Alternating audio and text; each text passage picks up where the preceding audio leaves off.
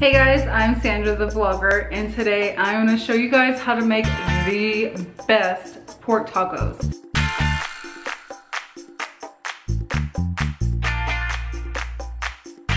Some of you may know it as pastor. That's P-A-S-T-O-R, and I hope I'm saying that right, pastor.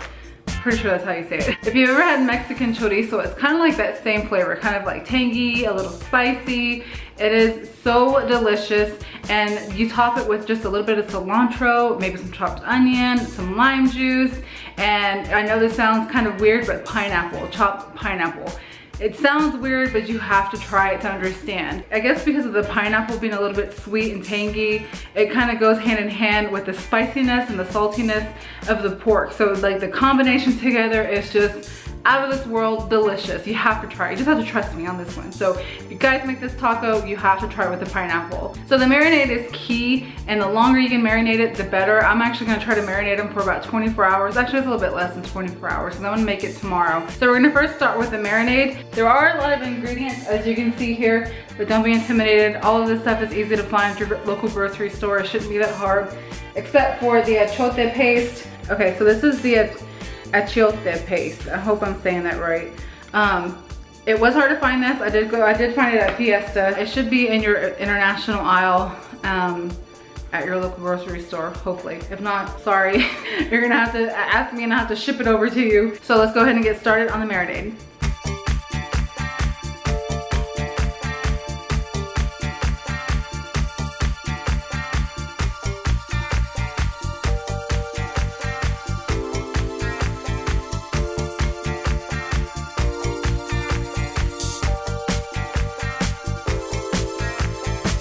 Alright, so in the bowl, I'm gonna start by putting in the achiote paste, and you're gonna need all of this huge cube right here. And this is about, how many? This is 3.5 ounces. So we're gonna go ahead and throw this entire thing in here because I have a 9-pound pork roast. So if you have anything smaller than that, you can go ahead and just use half of this. Alright, so now we're gonna add in 4 teaspoons of chili powder, and then 1 tablespoon of garlic powder,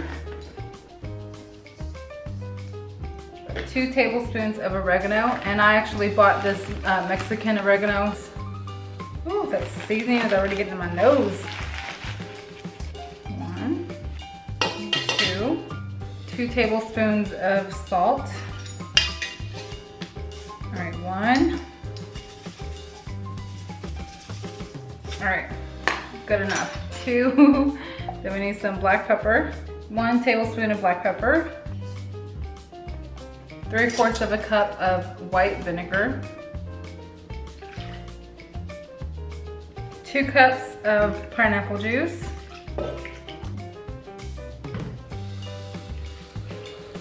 Just a dash of onion powder. Some regular paprika. Definitely do not get the smoked paprika. That's gonna give it a totally different taste. You just wanna get the regular paprika. Just a little bit of it, not too much. Just about, I would say a teaspoon, 1/4 of a teaspoon of the paprika. And then just go ahead and whisk everything all together.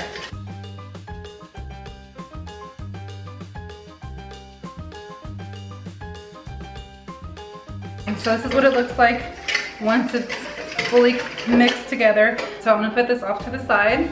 So here is my huge chunk of meat. This thing is massive, and I only got it for 88 cents a pound. That is an awesome deal. So like this time of year in the winter time, this is whenever it usually goes on sale. And I'm trying to go around and cut off some of the fats, and I'm also gonna cut out the bone. So all the meat that you get, I'm just gonna throw it into the marinade.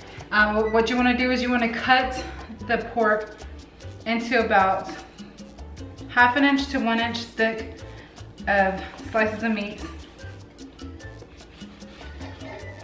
I would say about that thick, so it's about close to 1 inch of meat. So I'm going to just cut them into slices like that. So I'm just going to go all the way through this, and just making sure that I don't get any of the bone. So I'm done with all of the meats. I ended up cutting them into small squares. I was gonna leave them in larger slices, but I figured the marinade can get into all the meat a lot easier if they're smaller. And I was gonna cut them this size anyways for tacos. So as you can see, they're pretty small little squares. Oops. Now that I have it all chopped up, I'm gonna cover it with plastic wrap, put it in the refrigerator, and it's gonna be super red. It's gonna soak up all those flavors, and it's gonna be so good. So it's the next day and I have all the marinated meat here. It's been like probably about 24 hours since I marinated the meat yesterday. So I'm just gonna put in about 2 tablespoons of vegetable oil into my pan. And I'm using like one of those electric skillets. And I'm doing this because that way I can cook it right here in a big batch, and I can get the heat really, really high because this one goes up to 400 degrees. So I'm gonna use some tongs to get the meat out of the bowl, just so I can kind of squeeze out some of that liquid. I'm gonna squeeze it so it doesn't steam the meat.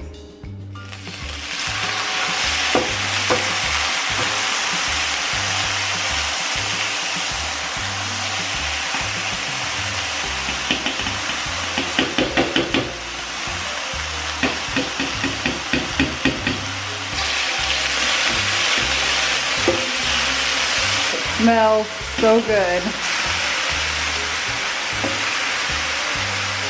So I took the meat out of the pan and I put it in this bowl for now, just so I can put it off to the side, because I wanted to cook a little bit of regular chorizo. It's gonna cook down just a little bit, and the reason why I'm doing this is because I want to add a little bit more of that flavor of the chorizo to the meat, because that's how I like it. Of course, you could leave it just the way it is. I tasted the meat and it came out so good, just the way it is right here. But I wanted to add a little bit more flavor to mine.